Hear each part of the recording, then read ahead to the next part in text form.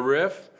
A riff is kind of a joke or a remark that's based on something that's going on somewhere else or on a screen. Most jokes are a straight line between a comic and an audience. A riff is a triangle. It's between the person riffing, the screen, and the audience. See? Very cool. Put that on the DVD. Lay it on them.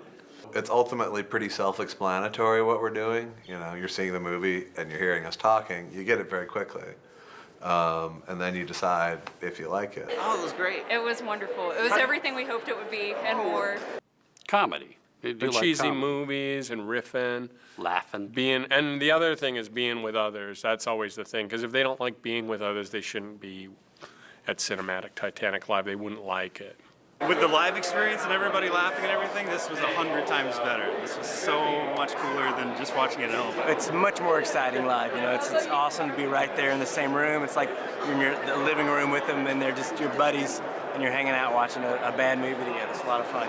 The audience makes it really worthwhile because they laugh like crazy, and that's all I live for, is to make strangers laugh, because my life otherwise is very empty and shallow.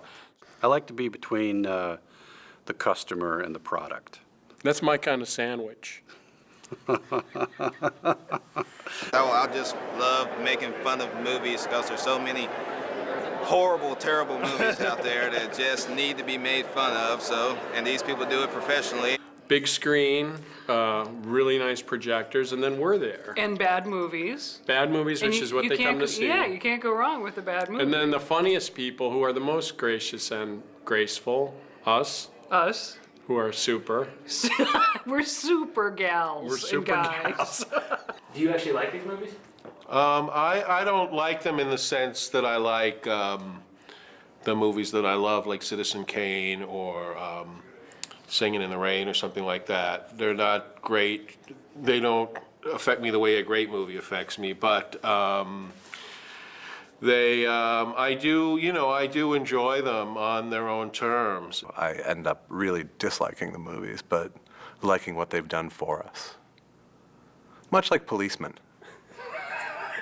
Sometimes there's a monster with a zipper, which is always, that's one of my favorite things, is when the costume is clearly manufactured and very non-threatening. Yeah, like the movie Tomorrow Night is a really bad monster. Yeah, I love that monster. I mean, it's kind of like the Michelin Man if he got in a car accident. A fiery car crash. But I like the tree. I like the killer tree. There's I some trees. loved the killer tree. There's actually some moments in there that I think are kind of have real true panic in them. Yeah. Like something was wrong that they're not telling you, but they filmed it anyway. Like someone was really in danger and they just go, let it roll. This is good. It's okay, we've got They're not insurance. acting now. They're really truly afraid. There has to be a certain earnestness to the film, because if the filmmakers are sort of winking, then it's no fun to make fun, you know. Then it's just a joke on a joke, and we don't roll that way. Plenty of bad acting, always good. Scene stealing, scenery chewing, bad scenery.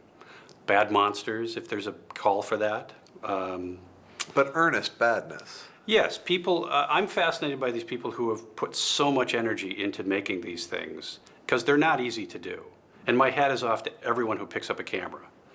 Some of them should... Except for you. Yeah. Well, we'll get to him. Joe. Okay, why so? I don't know, he's just like, I don't know, I've always loved him. He's kind of always sleepy and bored with everything, and he's just adorable. And I'm a Trice girl. Okay. Love Trice. The second Frank walked out on the stage, I felt this warmth in my heart. Mary Jo, because she's a funny lady. She is. Okay. And you? I love Josh and Joel. Okay, what do you think about Frank Conniff?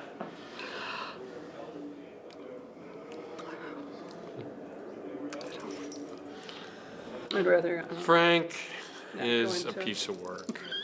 No, the thing about Frank, I think, that we've kind of learned about him this last year and a half since we started working together is he's kind of the most remembered character Yeah. from Mystery Science Theater. Like, when we're somewhere, none of us get recognized on the street, but Frank does. And then they cue off Frank and start to recognize the Yeah. rest of us. One of the best things about writing with Frank is that he laughs. He laughs out loud. He laughs hard. He laughs often, and that is just a wonderful thing when you're trying to write jokes, to have that energy in the room. Because so many joke writers are like, yeah, that's a good one. That's a good joke. Should we use that? Yeah, that's a good one. Yeah, that's my. He's doing the impression of me because I never laugh. The other thing was, I got interviewed by a big gay online website, and they said Frank's a gay icon, which really shocked That me. luck. I How did he know. get to be a gay icon? I don't know. It's just like I don't know. Like, it just happens. How It's like winning the thrilling. lottery. Right. So Oh, I think Frank is hilarious, and his store of movie knowledge, and I think general pop culture, is astonishing. He's our own personal Google. yeah. Frank's a very, very solid hitter on riffing. He knows everything about show business there is. So he's a very he's anchor. He's a cornerstone. So are you slipping in trivia questions between riffs on your side over there? Yeah, they say, hey, look at that guy. You know what else he was in? They go, Frank, you got a line coming up. Joel Hodgson is an incredibly important person in the span of my life. He's the one that hired me to be on Mystery Science Theater, and he brought me into Cinematic Titanic, and I've just been able to feed off of his brilliance for a long time. And Joel, Joel's the guy who thought that puppets should mock movies. So you gotta love him for that, as well as all of his genius artistry affectations. You know what? I'll tell you what. When Joel was on Mystery Science Theater, we barely worked together because he was there less than a year, overlapping the time that I was there, and it was a kind of a fraught year. So I didn't really feel like I had a close working relationship with him. You're saying I was a dick. No, basically. not at all. I feel like I've been really lucky to have this opportunity because I think he's tremendously funny, he's tremendously smart, and I mean this in a really good way, Joel. You challenge me to do better and be more analytical and smarter about what I do, and I really have appreciated that. I've loved that. I thought you were smarter than me. See, yeah, she is. Public adores Mary Jo Peel, so we're totally just feeding off of her popularity, to an extent. Just we all feed off each other's popularity, but she has her own very devoted following. Mary Jo's also an infectious laugher. Mary Jo is a great. Explosive. Yes. Yeah. Mary Jo has a great laugh and is really fun to hang with in all aspects because of that. Is that she's fun and like you said, an explosive laughter, and she's incredibly gullible, which makes life fun as well. You can tell Mary Jo anything with a straight face, and her first instinct is to believe you. Mary Jo is, I would say what my mom would say about women like her, still waters run deep. Oh. And I think that Mary Jo, she brings, she's very literate, number one, but can go black as pitch as far as her attitude goes. Let's see what else. Wicked funny on the page, not in the room. Like, you wouldn't get her to be funny if she was on camera, but when you get the script, it's like some really good stuff there. But as you can see, it's like Yeah. nothing. This kid's named after you. Yes, we bet. How you doing, Trace? You gotta get this on film. How do you pronounce your name? Named after you. Trace? Turn around. Turn around. Well, that way works too. Talk to the camera. Just tell them what your name is. My name's Trace. And my name is Trace. Doesn't that work out nice? Yeah. Yeah. I have to go find a lawyer now. Trace doesn't really want you to know him, or any of us to know He's an him. enigma wrapped in a mystery, wrapped in a pastry. I mean, he's super funny. He's as funny as he wants to be pretty much all the time. Yeah. He's just kind of like turning the knob. You know, if he likes you, he'll really get funny, and otherwise, if he seems kind of cool to you, he doesn't like you, unfortunately. So if you get that, So, word to the wise. we're just telling you. When I watch the old tapes of us together as Dr. Forrester and TV's Frank, it really makes me laugh, and we were really, he has the same kind of appreciation that I have of like very kind of old kind of comedy shtick, you know, very broad.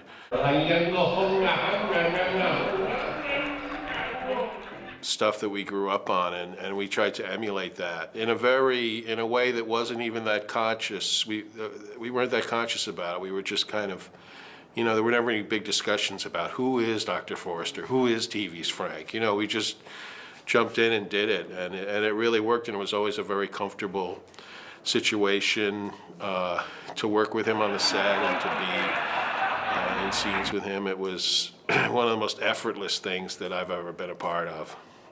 When you're pitching a joke to Trace then, or just sharing a joke, right? If he's not laughing, how do you know if it's funny or not? I just steamroll him. I don't wait. I just steamroll him because he won't. If he objects to something, he won't hear about it for weeks. And what if And he's then I'll write him a letter. Dear Josh, several weeks ago, all right, a year ago. Well, for me, it's very. I mean, Trace is of the group. Trace is the person I've spent by far the most time with, both because we worked together and because we've hung out so much as friends in Los Angeles when he lived there. So that's, you know, working and hanging with Trace has become very second nature and very much a pleasure for me. And thank you. And I consider Josh to be a brother, you know, that simple. That was a nice And way I to can't say give it. it up that often because then, you know, it wouldn't be special. We never got to work together. Myself and Jay Elvis did not work on Mr. We worked together as comedians back in those days, but this is our first experience as comedy writers and performers working together, and I must say it's a great experience, and I have deep admiration for Mr. Weinstein's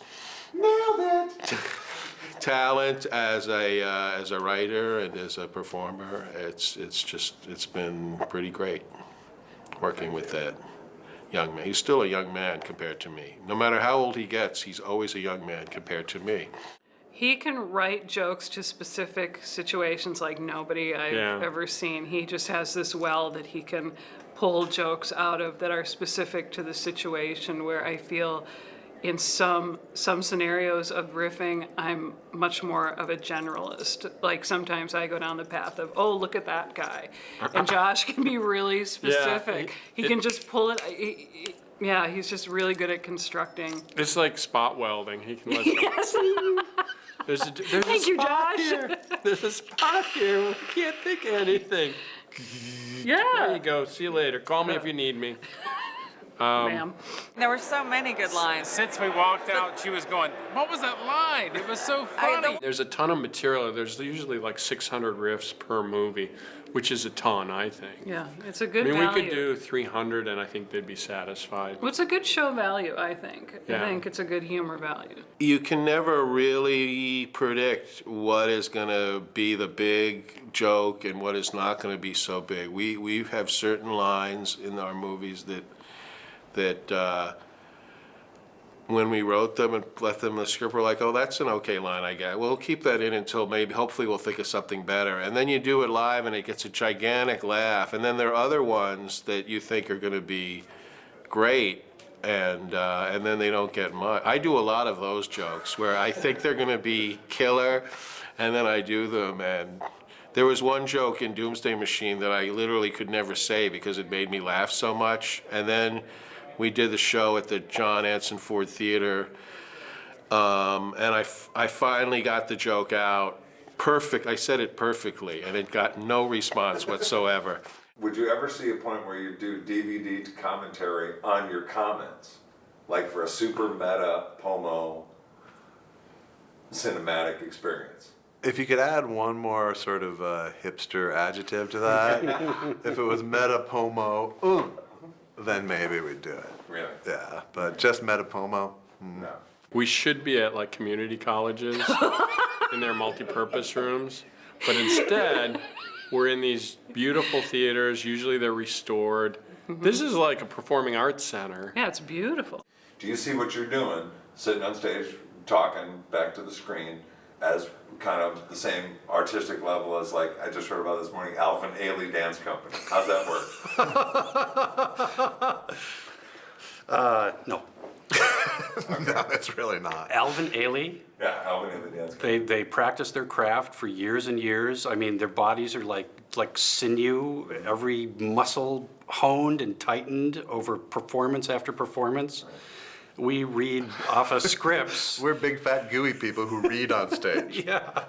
It's absolutely flattering and just touching that people care that much, and I don't, and certainly, even though, we make fun of what we do or minimize it, it's like, I mean, they're the ones who give it any gravitas to what we do is because of the fans and their devotion to it, not because of what we're bringing to the table, They've kept us alive so long that it's so much fun to talk to them when they come to the shows. I always call him man. That's how I start. I approach him and go, hey, man.